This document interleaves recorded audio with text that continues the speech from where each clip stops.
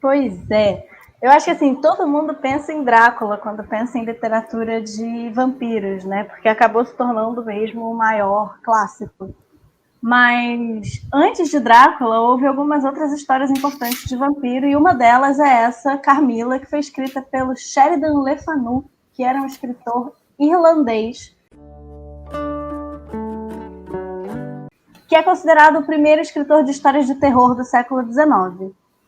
Então, na verdade, o livro foi primeiro lançado em formato de folhetim entre 1871 e 1872, logo antes do Sheridan Le Fanu morrer em 1873. Então, foi assim, a última obra assim, de grande sucesso dele, que escreveu mais de 14, acho que foram 14 contos, 14 romances e mais de 30 contos que ele escreveu, todos nesse mundo aí do terror.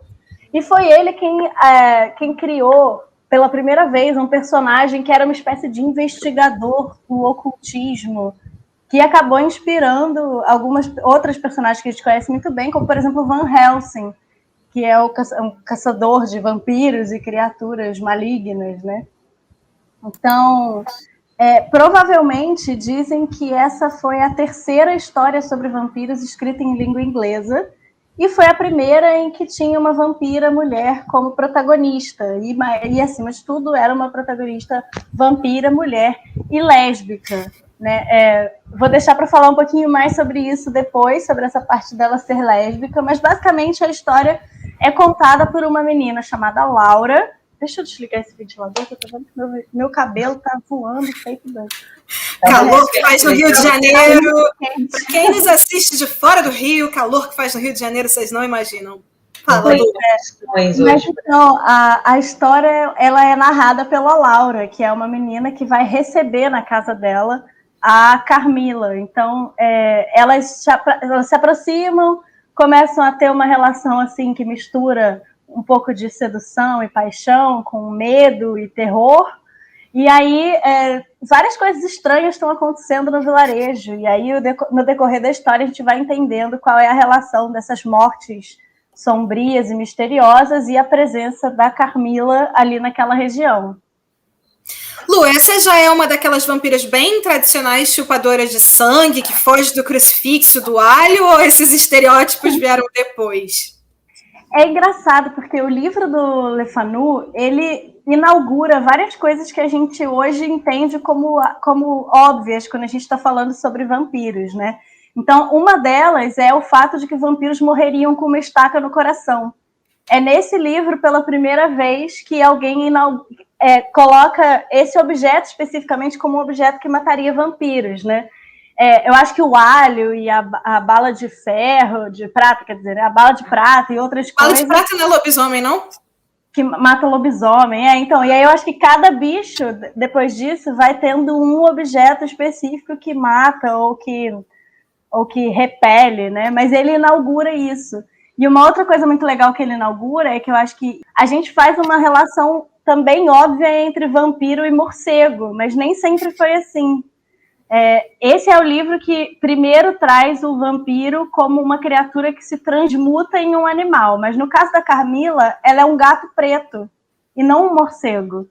Olha. E aí tem algumas conjecturas a respeito de por que o morcego ficou conhecido como o animal equivalente ao vampiro, né?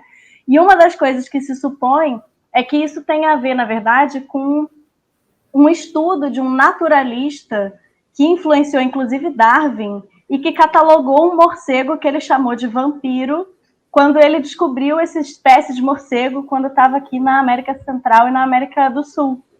E aí foi a partir daí.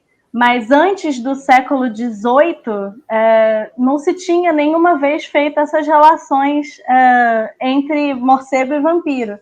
E aí ela vai se fortalecer também com o Drácula, do Bram Stoker, né, que vai ficar muito no imaginário. Mas antes disso,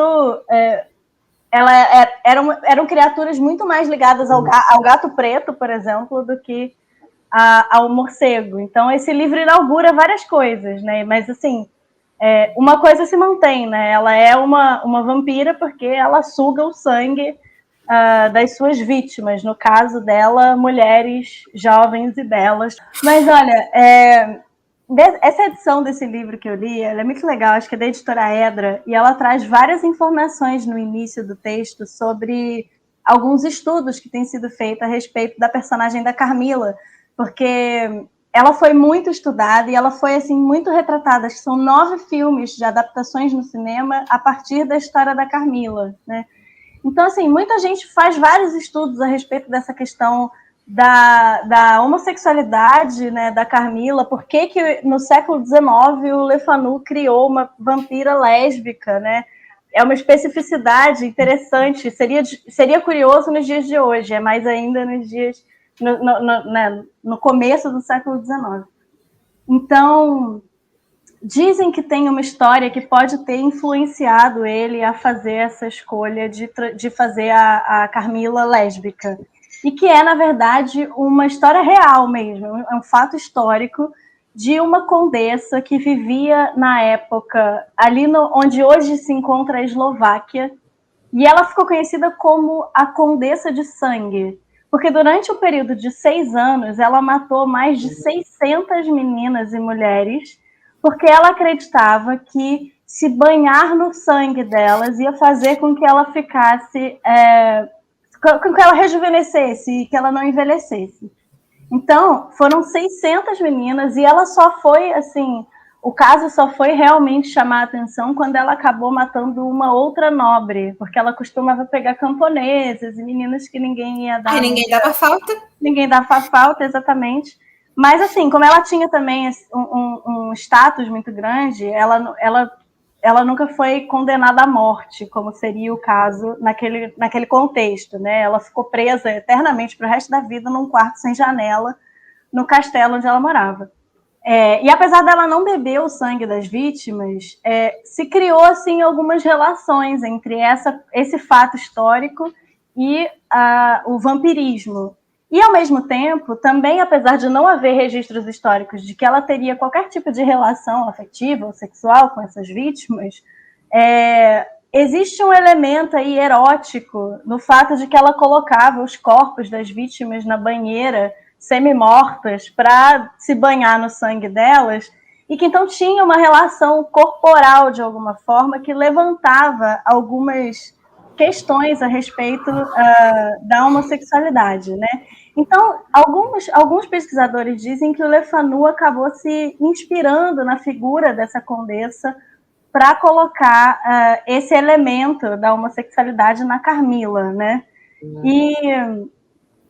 E aí tem uma coisa também que é super interessante, eu acho, que quando ele coloca a Carmila como uma vampira lésbica, ele chama a atenção para várias dinâmicas que aconteciam no século XIX em relação à igreja. Então você tem a igreja, apesar de na obra dele a presença da igreja não ser tão forte quanto na obra do Bram Stoker, você tem a igreja tentando aí combater esses seres do mal, esses demônios, esses seres infernais, inclusive o vampiro, né? Então, a personagem vampira lésbica é quase como se fosse a personificação do pior inimigo possível da igreja, porque é um ser demoníaco e, ao mesmo tempo, um ser sexualmente livre, num contexto em que a igreja perseguia a liberdade sexual, né? Então, eu acho que tem um elemento aí interessante de crítica que se poderia ler na obra do Le Fanu, né? E, além disso, também tem o elemento de que uma vampira lésbica, ela desestrutura toda a ordem moral e sexual do patriarcado, né?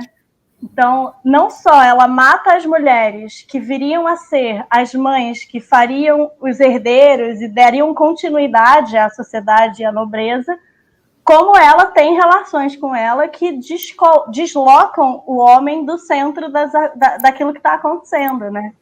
Então, acho que assim, dá para lançar uma hashtag Carmila feminista, Carmila contra o patriarcado, aí, se a gente quiser.